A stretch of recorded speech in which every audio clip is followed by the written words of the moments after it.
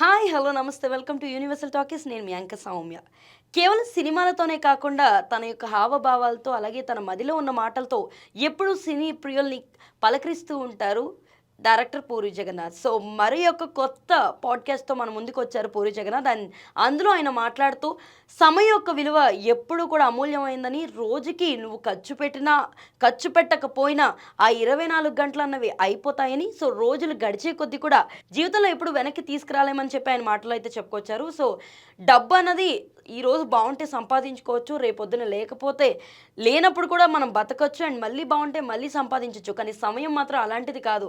ఎప్పటికప్పుడు నువ్వు జీవితంలో ఎంత పరిగెడుతున్నా ఏదో ఒక చోట ఆగి ఆ సమయాన్ని యొక్క విలువను కూడా మనం తెలుసుకోవాలని, రోజులో 24 గంటలని కూడా ఒక అందమైన మార్గంగా మనం మార్చుకోవాలని ఆయన మాటలో చెప్పుకుంటూ వచ్చారు. సో ఎన్నో అద్భుతమైన సినిమాలతో మనకంటూ ఒక ప్రత్యేకమైన ఒక బెస్ట్ మూమెంట్స్ని అందించిన పూరి జగన్నాథ్ ఇప్పుడు ప్రజెంట్ అయితే ఆయన పాడ్కాస్ట్తో ఇంకొన్ని మంచి మూమెంట్స్ని అలాగే మంచి మాటల్ని మనతో పంచుకున్నారు.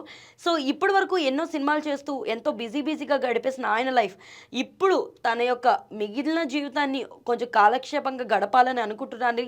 సినిమా హడావిల్లో సంపాదించుకోవడం మాత్రమే జీవితం అయిపోయిన మనకి మిగతాది కూడా జీవితం ఉంటుందని, రోజు మొత్తంలో మహా అయితే ఓ 4 గంటలు ఫోన్లు అవి పెడుతూ అండ్ ఈ ట్రాఫిక్ కట్లో బతికేస్తూ మిగిలినంత నిద్రపోవడానికే తప్ప అందులో క్షణాల్ని మనం ఉంచుకోలేకపోతున్నామని, కొంతకాలం అందరూ అనుకుంటారు డబ్బు సంపాదిస్తే తర్వాత సుఖంగా ఉండొచ్చని. కానీ డబ్బు సంపాదించాక ఇంకొంచెం సంపాదిస్తే బాగుండు, ఇది ఖర్చు పెట్టడానికి ఏం చేయాలన్న ఆలోచనలోనే మొత్తం అంతా వెళ్ళిపోతుందని చెప్పేసి పూరి జగన్నాథ్ తన మాటల్లో తెలియజేసుకొచ్చారు.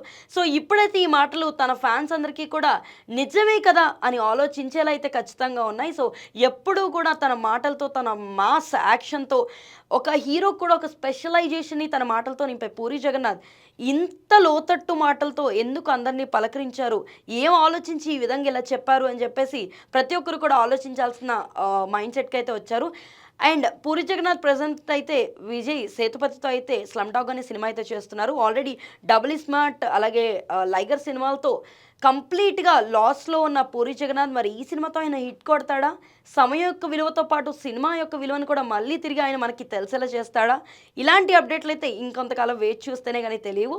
సో ఇలాంటి అప్డేట్స్ కోసం ఫాలో అవుతూ ఉండండి యూనివర్సల్ టాకీస్.